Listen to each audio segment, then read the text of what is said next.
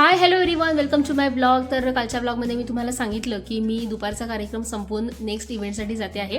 तर मी गेले होते विश्रामबागमध्ये. गुड मॉर्निंग नावाचा एक फिरायला येणाऱ्यांचा ग्रुप आहे. तर त्यानिमित्त त्यांनी त्यांचं गेट टुगेदर जे आहे तर ते ऑर्गनाईज केलेलं होतं आणि हे फॅमिली मेंबर्स त्यांचे आलेले होते आणि छान इथं बघू शकता सगळ्या लेडीज डान्स एन्जॉय करतायत, गेम्स एन्जॉय करतात आणि त्यानिमित्त त्यांना छान छान असे गिफ्टसुद्धा जे दिलेले आहे तर ते दाखवत त्या नाचत होते आणि त्यामुळे ते छान वाटत होतं. त्यानंतर ते बाकी जेंट्स जी लोक जे आहेत तर तीही छानपैकी गेम एन्जॉय करत होती.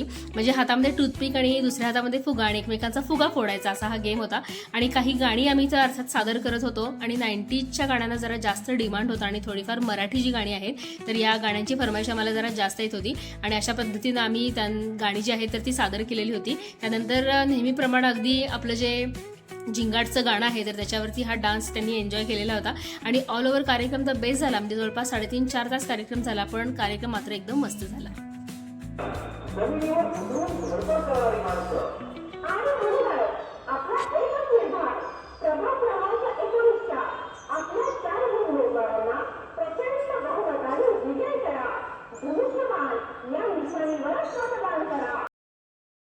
तर हा आहे आजचा दिवस, म्हणजे भोगीचा दिवस. सकाळी सकाळी स्वयंपाक करताना मला माझाच आवाज ऐकायला मिळालेला होता आणि हे सगळं मी व्हिडिओमध्ये कॅप्चर केलं होतं माझ्या विंडोमधून.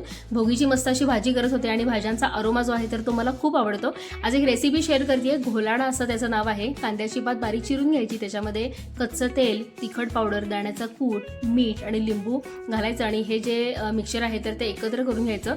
पचडी किंवा कोशिंबीर म्हणून तुम्ही हे खाऊ शकता. म्हणजे बेसिकली कांद्याची पात जी आहे तर त्याची आपण पीठ लावून किंवा डाळ घालून भाजी करतो आणि काही ठिकाणी दाण्याचा कूट घालून त्याची आमटी पण करतात. पण हा जो प्रकार आहे तर तो तुम्ही नक्की ट्राय करून बघा, नक्की तुम्हाला आवडेल. घोलाणाचं याचं नाव आहे. तर यासोबतच मी आज गाजराचं भरीत केलेलं होतं. त्यानंतर पिवळा भात जो आहे तर तोही केलेला होता. राळ्याचा भात कोणी खात नाही म्हणून कढी केलेली होती. आणखीन बाजरीची भाकरी तर होतीच, लोणी सुद्धा होतं आणि ऑल ओव्हर भोगीचा हा मस्त असा बेत जो आहे तर तो मस्तपैकी एन्जॉय मी केलेला होता आणि आजचा दिवस छान सेलिब्रेट केला. चला भेटूया पुढच्या व्लॉगमध्ये. तोपर्यंत काळजी घ्या. Bye bye.